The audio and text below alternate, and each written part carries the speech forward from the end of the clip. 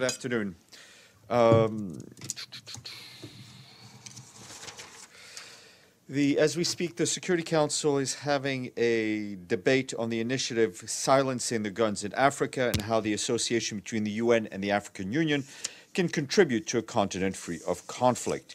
The Undersecretary General for Political and Peacebuilding Affairs, Rosemary DiCarlo, said the UN and the African Union share a common mission to prevent conflict. In the last 2 years, she added, we have strengthened our joint ability to detect and diffuse crises before they escalate, as well as our cooperation to resolve those crises. She noted that this partnership was bearing fruit in different countries on the continent, highlighting the development of Central African Republic, South Sudan, and Somalia. Rosemary DiCarlo said that silencing the guns for good requires participation of all, as well as resilient societies with strong institutions, good governance, and inclusive politics. She said the African countries had a central role to play in making silencing the gun initiative a success, but that the international community's support was also vital. Ramtane Lamamra, the African Union High Representative for Silencing the Guns in Africa, also addressed the Security Council. And as you saw yesterday, Rosemary DiCarlo also briefed Security Council members on the situation in Venezuela during a long debate yesterday. And today, the Undersecretary General for Humanitarian Affairs and Emergency Relief Coordinator Mark Lowcock arrived in Harare in Zimbabwe as he traveled to Epworth, one of the urban areas most affected by food insecurity and the economic conditions. Mr. Lowcock met affected people, including disabled people, women's groups, orphans, people affected by HIV/AIDS, and to better understand how the situation was impacted and how they were coping. He also met with local officials from the Ministry of Foreign Affairs to discuss UN support and collaboration to address the situation. Zimbabwe is facing a rising humanitarian needs as a result of erratic rains and the economic crisis, with 5.3 million people estimated to be of urgent humanitarian assistance. And on Mali today, the UN and our humanitarian partners launched the 2019 Humanitarian Response Plan, requesting $296 million to assist 2.3 million people in the country. These people are in need, and over half of the requirement requested is for food security and nutrition response. Our humanitarian colleagues say that the situation in Mali has significantly deteriorated over the past year due to increased conflict and intercommunal clashes, as well as a high level of food insecurity in the region. The number of internally displaced people has tripled since the beginning of last year to over 120,000 as of earlier this month, and around 3.2 million people are in need of assistance and protection this year, 3.2 million people. And turning to Central African Republic, the World Food Programme says it's launched an airlift operation to deliver life-saving food supplies to 18,000 people in Zemio, about 1,000 kilometers east of the capital Bangui. The region is on the brink of severe food and nutritional crisis due to a combination of insecurity and transport infrastructure challenges, which hamper humanitarian access to the area. WFP says the airlift is the first step in a more comprehensive plan to address the humanitarian situation in the southeast of the country. Long-running conflict is having devastating effects on people in the Central African Republic.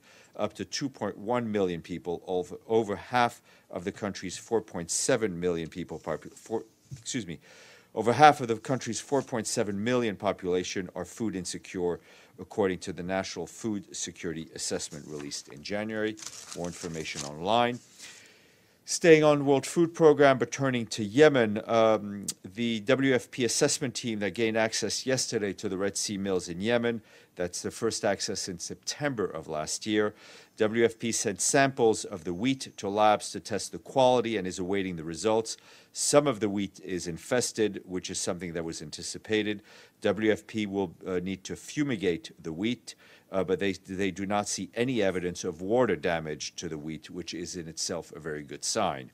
The agency said that Tuesday's visit was a great first step, but WFP needs sustained access to the mills in order to fumigate the wheat and then start milling it. To do that, we need safe, unconditional passage to the mills for humanitarian staff and the mill workers. This will take weeks of sustained access to the mills to get the facility up and running again. And turning to Syria, we welcome all efforts that will ease the suffering of those displaced in Rubkan in Syria and promote a durable solution to their plight. These efforts need to uphold key humanitarian principles, especially on return, which must be voluntary, safe, dignified, and well-informed. Dialogue is ongoing to aim to ensure any initiative abides by these core protection standards. It also remains essential that UN, together with the Syrian Arab Red Crescent, can again have access to Rubkan population to continue to meet their critical needs. And the Executive Director of UNICEF, Henrietta Fore, and the Secretary General's Humanitarian Envoy, Ahmed al-Marhaki, today wrapped up a visit to Cox's Bazar.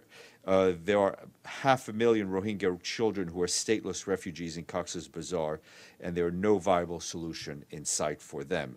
Ms. Fore stressed that the global society has an obligation to give the children and the young people in the world, as has defined as stateless, the education and skills they need to build decent lives for themselves. A survey conducted last December found that more than 90% of Rohingya children between the ages of 4 and 14 had learning competencies at the pre-primary grades, first to second grades. You have been asking me about Geir Peterson, and I can tell you that he will be here in person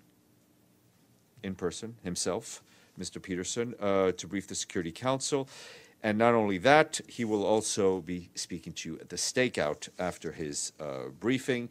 Then at 4:45 p.m., there will be a press briefing here by Antonio Tajani, the President of the European Parliament. And today we say thank you to Brunei, Nicaragua, and Greece for their payments to the regular budget, which brings us up to 6. Who cares? 6, right, exactly. We don't even play anymore. Michelle. Thanks, Steph. We've seen another escalation today between India and Pakistan. Has the Secretary General spoken with the leaders of those countries? He received a call yesterday from the Foreign Minister of Pakistan. There have been contacts, various levels, with all sides. He's obviously following the situation as we see it even today with deep concern, and the United Nations message, both publicly and privately to both sides, is to urgently take steps to lower tensions through meaningful mutual engagement and meet their responsibilities to maintain peace and security in the region. Is he planning to get involved to try and mediate a de-escalation? As always, and that's a principle that we repeat often here, is that the Secretary General's good officers are always available should both parties, or all parties, depending on the situation, agree to do that. But at what point do you become proactive? I think the Secretary General, as I said, is through his contacts and others, are in touch with the relevant parties to pass along the message that I've just repeated. But he hasn't spoken to either of the leaders, the Prime Minister or the President? I've shared with you the information that I've shared. Yes, ma'am. Can I just get a clarification on what level were the contacts with India? At various levels. I'm not going to go into details. Not the Foreign Minister. I'm not going to go into any details. Yes, ma'am. Thank you. Shili Zhu from China Central Television.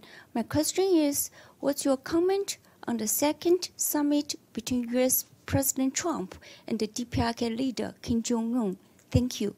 As we said yesterday, we very much welcome the meeting between the leaders of the Democratic People's Republic of Korea and the United States, and we'll be watching overnight and tomorrow for the outcome, and hopefully we'll have a bit more to say then. Madame. Just to follow up on Michelle and Carol's questions, have either of the countries reached out to the UN for assistance, considering this in this latest escalation? And if so, in what form have they reached out to the UN? And have both countries reached out? Only one country reached out for help? As I said, I think I've shared all the information I'm able to share. I'll go back to you. Yes, James. Thanks, Stéphane. Yesterday in Geneva, the Yemen Pledging Conference, $2.6 billion raised. I've been speaking today to some Yemeni officials from the south of the country. They're really concerned about corruption. They say that something like 60 to 70% of this aid gets swallowed up by corruption and the war economy. Of course, aid is always lost in these kind of situations, but could it be as high as that 60 or 70%? What I can tell, I can't comment on the figures given. What I can tell you is that the UN system in general, and especially in Yemen, has some very robust monitoring to ensure that the aid is distributed, is not diverted or resold or not used to its intended purpose. To follow up my question, do you have any expectation for the results of this summit? I think we will wait to see the actual outcome of the summit. The Secretary General has repeatedly said, notably in the press conference he had in January, on the need for meaningful discussions to take place and to start on the denuclearization of the Korean Peninsula. But let's wait and see what is agreed to, and then we can talk about it. Michelle. On India-Pakistan again, how would you describe the UN's role at this point? The Secretary General is kept apprised of the situation. He's following it. Discussions are being had at different levels with different parties to make sure that we get a full picture of what is going on. And the message coming out of those discussions is on the need for both countries to do whatever they can to de-escalate the situation. So the UN isn't actively playing a mediation role at this point? I've said what I've had to say. That's pretty straightforward, though. Is it a mediation role? Carol, I said what I'll let you characterize it.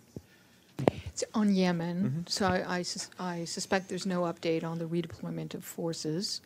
And is that not worrisome, given the number of days that have gone by? I think if there's one thing I've taken away from listening to Ambassador Nimitz is the need for patience. The ceasefire is generally holding, which is good. The parties have told us they are committed to the implementation of the agreement.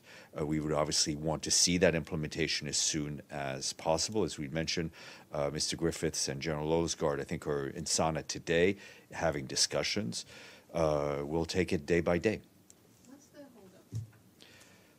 The holdup is that it hasn't happened yet. I'm not going to get into the details. Okay. Monica.